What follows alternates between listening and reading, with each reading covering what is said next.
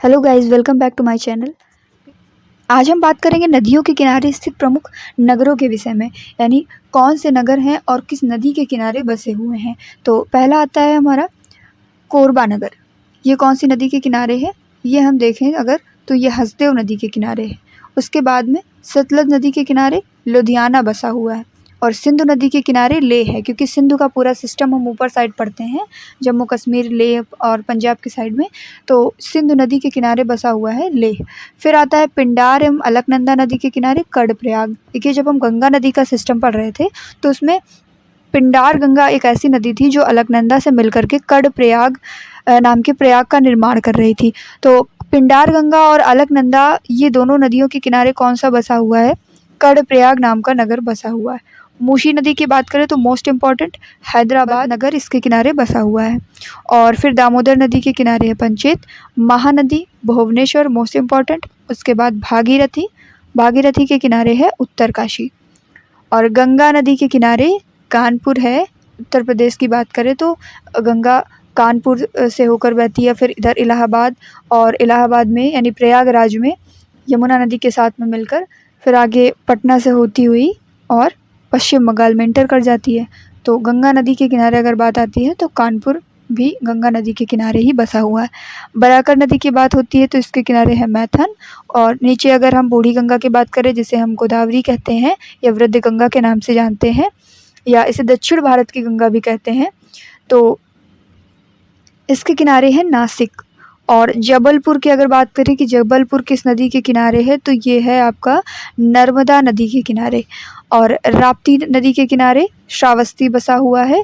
इसी तरीके से फतेहपुर भी आता है गंगा नदी के किनारे, फतेहपुर।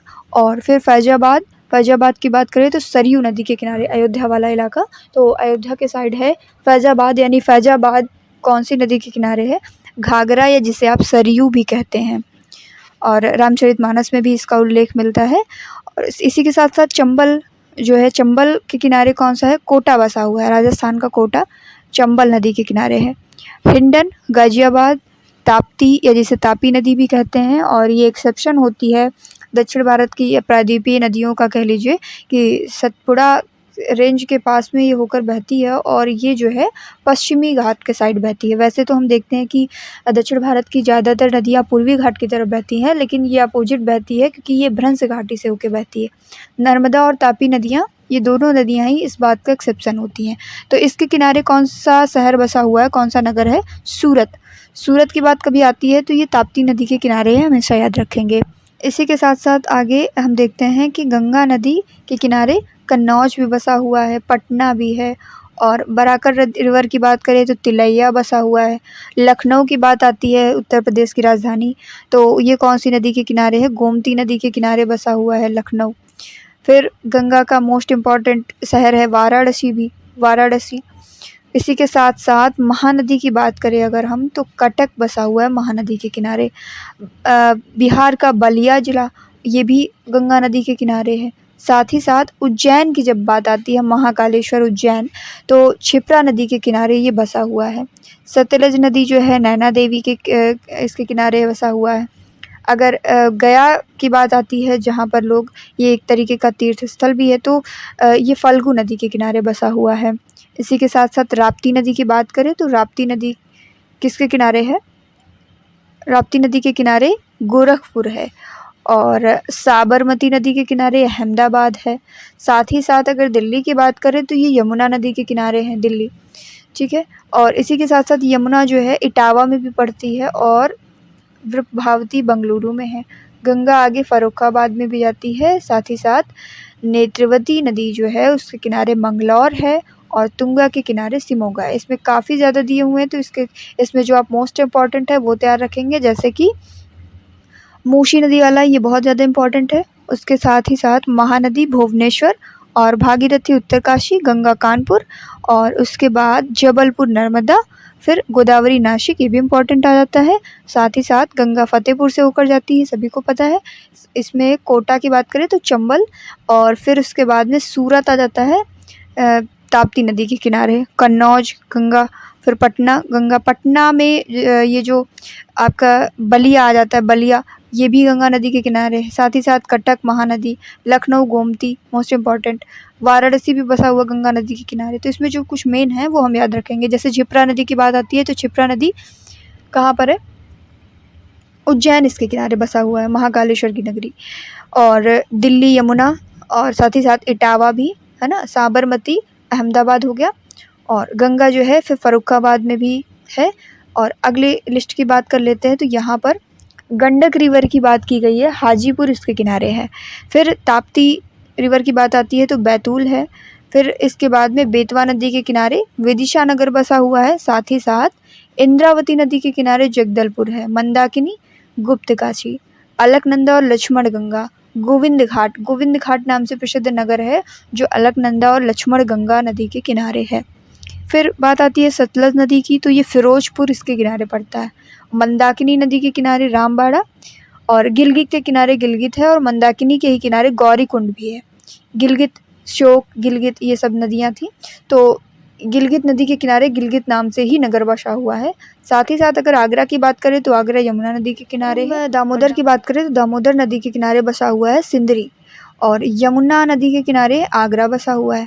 अलकनंदा हम लोग ने देखा ही था कि ये बद्रीनाथ से निकलता है। अगर आपने प्रीवियस वीडियो नहीं देखी है तो उसे आप देख लीजिएगा, उसमें गंगा रिवर का पूरा सिस्टम समझाया गया है कि गंगा कहाँ से निकलती है, कैसे इसका नाम गंगा पड़ता है, कौन कौन सी नदियाँ मिलकर के पंचप्रयाग का निर्माण करती हैं। तो उसी में हम लोगों ने जो अलकनंदा रिवर पढ़ी थी वो मेन बद्रीनाथ से निकलती थी, और फिर उसमें आकर के कई सारी नदियाँ, जैसे कि नंद प्रयाग में पहले धौली गंगा आके मिलती थी, और उसके बाद में पिंडार गंगा, कर्ण प्रयाग, ये सारे प्रयाग बनते हुए जाते थे। तो 5 प्रयाग हम लोगों ने पढ़े थे।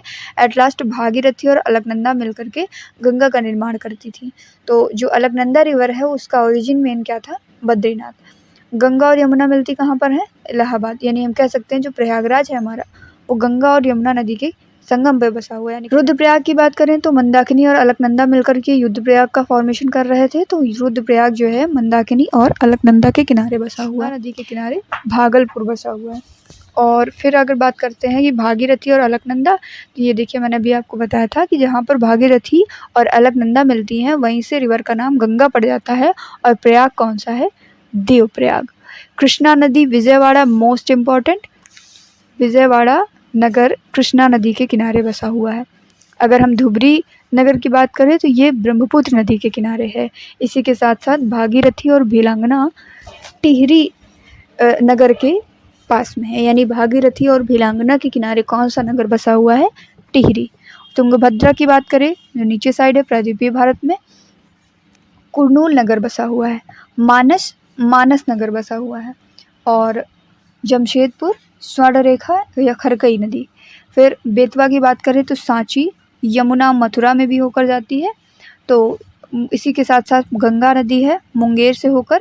और अगर ब्रह्मपुत्र की बात करें तो डिब्रूगढ़ कहाँ है? आसाम में पड़ता है डिब्रूगढ़। और डिब्रू साइखोवा, वहाँ पर हम लोगों ने एक नेशनल पार्क भी पढ़ा है। तो कुछ वर्ड सिमिलर मिलते हैं जिससे हमें लोकेशन का पता चलता है। जैसे ब्रह्मपुत्र नदी की अगर बात करते हैं तो ये डिब्रूगढ़ शहर नगर से भी होकर जाती है। बेतवा की बात करें, ओरछा एमपी के साइड में, एमपी और यूपी की बॉर्डर के पास पड़ता है।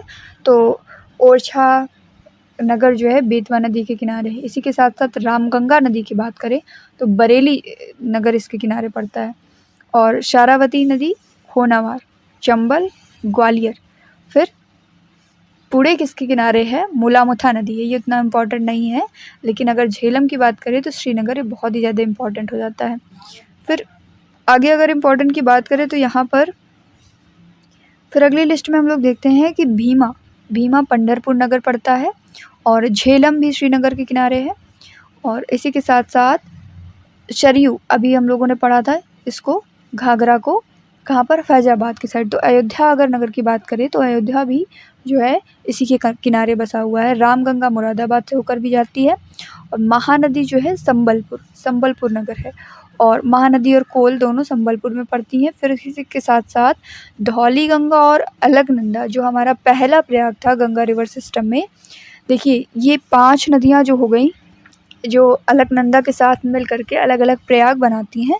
तो इनके किनारे बसे हुए नगर आप ऐसे ही समझ सकते हैं, यानी जो प्रयाग हैं वही आपके एक तरीके से नगर हो जाएंगे। और कहाँ से इनका ओरिजिन है, बद्रीनाथ, केदारनाथ, ये सारी बातें हम लोगों ने पढ़ी थी इस पंचप्रयाग में। तो यहाँ से काफ़ी चीज़ें क्लियर हो जाती हैं, जैसे कि धौली गंगा जो सबसे पहले आकर मिलने वाली नदी थी, मान लीजिए ये अलकनंदा निकली और इधर से आकर के धौली गंगा आकर के मिली, तो ये प्रयाग का नाम क्या था, विष्णु प्रयाग। फिर उसके बाद में अगला प्रयाग होता है।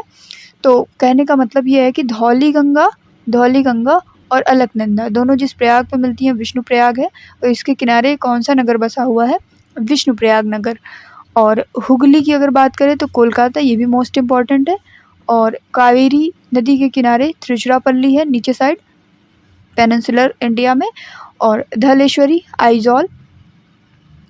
फिर कावेरी, श्रीरंगपट्टनम, ये भी कावेरी की बात चल रही है, तो ये नीचे पेनिनसुलर इंडिया में है, श्रीरंगपट्टनम। देखिए पट्टनम वर्ड का मतलब होता है, जैसे हम लोग कहते हैं समुद्री किनारा या तट, तो उधर साउथ इंडिया में हम लोग पट्टनम को क्या बोलते हैं, तट। ये समुद्री किनारे को पट्टनम कहा जाता है। तो वहाँ पर ज़्यादातर नाम आपको इसे पट्टनम करके मिलेंगे, श्रीरंगपट्टनम। और तो ये जो कावेरी नदी के किनारे बसा हुआ नगर है श्रीरंगपट्टनम है। इसी के साथ साथ चंबल की बात करें तो रावत भाटा भी है नगर, ब्रह्मपुत्र, शोकोवा घाट, गंगा नदी, हरिद्वार। मोस्ट इम्पॉर्टेंट, हरिद्वार पूछा जाता है किस नदी के किनारे बसा हुआ है, तो गंगा नदी के किनारे है। इसी के साथ साथ गुवाहाटी, ब्रह्मपुत्र बहुत ज़्यादा इम्पॉर्टेंट है। गोमती हम लोगों ने लखनऊ में भी पढ़ा था, साथ ही साथ जौनपुर में भी है। रावी नदी जो है इसके किनारे चंबापुर बसा हुआ है।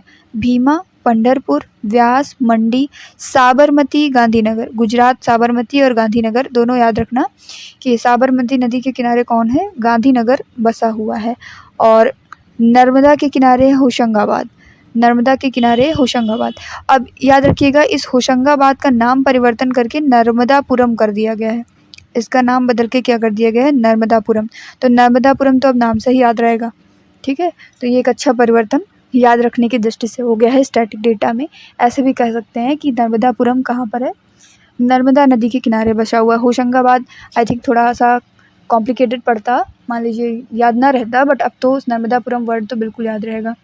साथ ही साथ नर्मदा भरूच के किनारे भी पड़ती है। और गोदावरी नदी जो है इसके किनारे नांदेड़ है। पेन्नेरू के किनारे नल्लौर भी पड़ता है। पणजी, मांडवी जो हम लोगों ने नदी पढ़ी हुई है वो गोवा की बहुत इंपॉर्टेंट नदी है। और गोवा की राजधानी क्या है, पणजी, यानी पणजी किसके किनारे बसा हुआ है, मांडवी नदी के किनारे। साथ ही साथ अगर काली नदी की बात करते हैं तो कारवाड़, कावेरी नदी मैटूर।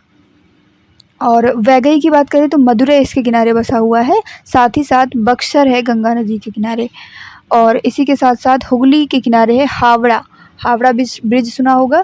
हुगली कहाँ पर नदी पड़ती है, पश्चिम बंगाल में। जब गंगा पश्चिम बंगाल में प्रवेश करती है, मान लीजिए ये प्रयाग से होते हुए पटना बिहार और इधर पश्चिम बंगाल में जब एंटर करती है, तो एक धारा तो इसकी प्रवेश कर जाती है बांग्लादेश में, और साथ ही साथ जो दूसरी धारा है वो हुगली नाम से बंगाल की खाड़ी में गिर जाती है। तो ये हुगली के किनारे कौन सा नगर बसा हुआ है, हावड़ा। और इसी के साथ साथ ब्रह्मपुत्र की बात करें तो इसके किनारे है संबलपुर। और गोदावरी, नासिक, ये पहले भी पढ़ चुके हैं। और वैगई के किनारे है रामनाथपुरम। इसी के साथ साथ लूनी नदी की अगर हम बात करें तो चूँकि लूनी नदी राजस्थान की इम्पोर्टेंट नदी थी, और अजमेर है ना, इसके किनारे अजमेर शहर बसा हुआ है, अजमेर नगर। तो ये थे कुछ इम्पॉर्टेंट नदियों के किनारे स्थित नगर। इसी के साथ साथ अगले वीडियोज़ में भी हम लोग कुछ स्टैटिक डेटा को कवर करेंगे जो कि एग्ज़ाम के पॉइंट ऑफ व्यू से बहुत ही ज़्यादा इंपॉर्टेंट होंगे। So please like, share and subscribe my channel for the more upcoming videos. Thank you so much.